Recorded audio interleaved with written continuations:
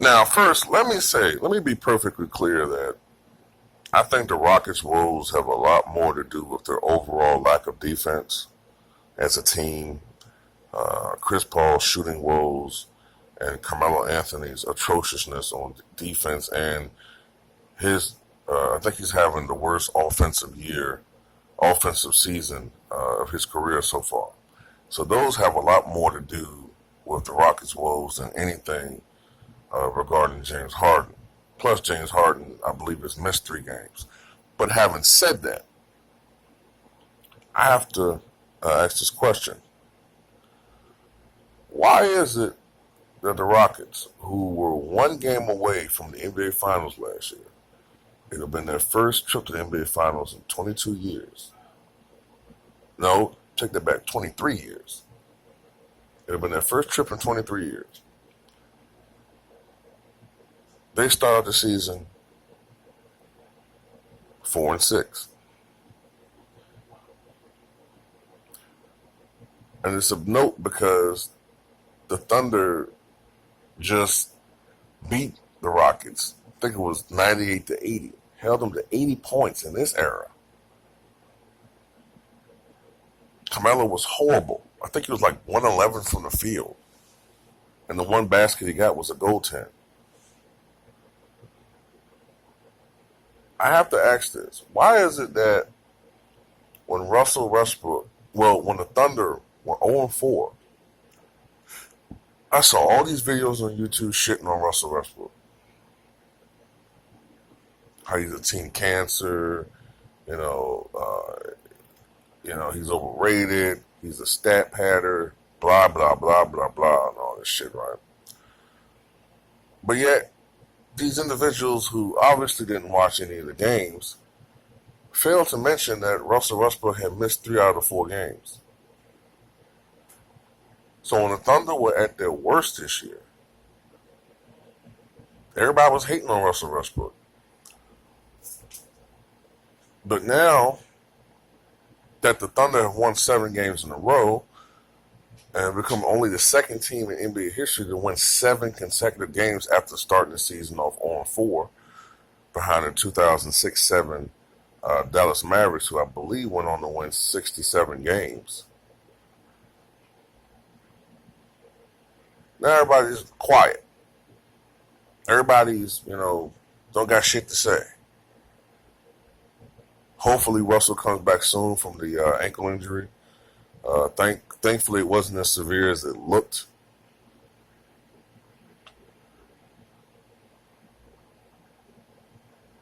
But yeah, nobody got anything to say.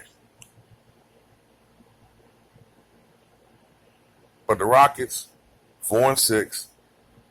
James Harden, the defending or the reigning MVP, nobody holds him accountable at all for the Rockets having a losing record. I mean, he's playing well. He's still a turnover machine. But of course, he gets a pass for being a turnover machine. He always gets a pass. But it used to be the argument from Rocket fans I heard is because, well, the Rockets are winning. Well, they're not winning anymore. They don't look anywhere like the team that we've seen the last couple of years. So you can't use the winning argument anymore.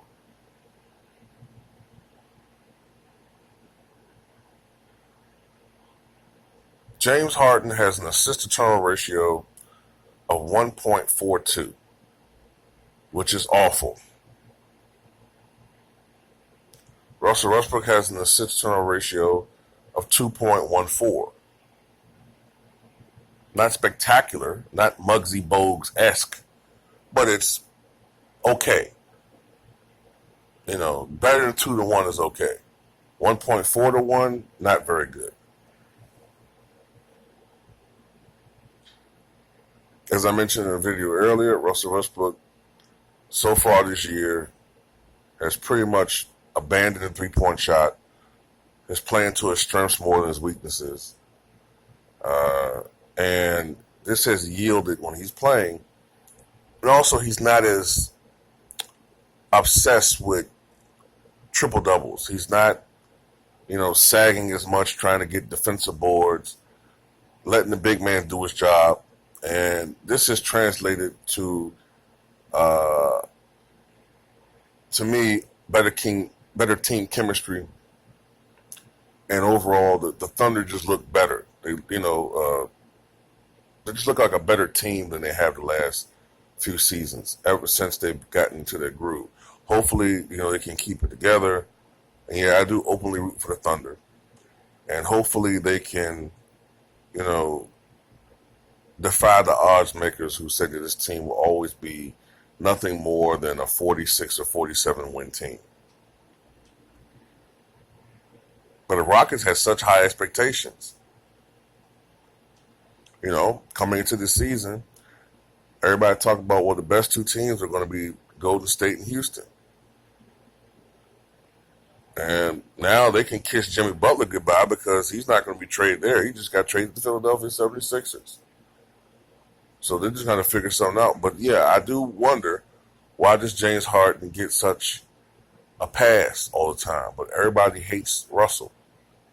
They should have a sequel to Everybody Hates Chris called Everybody Hates Russell. Everybody hates Russ.